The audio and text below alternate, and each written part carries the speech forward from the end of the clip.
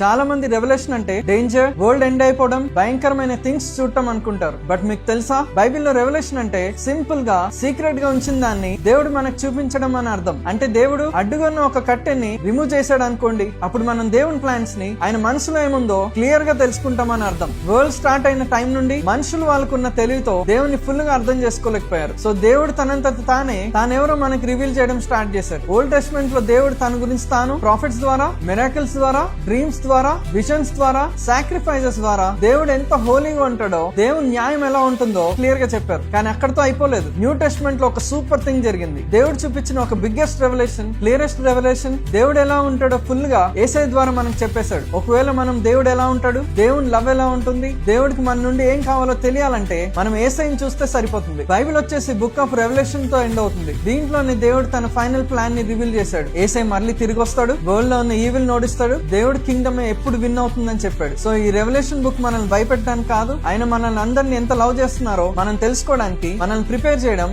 Guide చేయడం. Jesus అని comment చేయండి. రెవల్యూషన్ అంటే ఏంటో చాలా క్లియర్ గా పాయింట్ బై పాయింట్ నేను ప్రిపేర్ చేసిన నా నోట్స్ మీకు షేర్ చేస్తాను.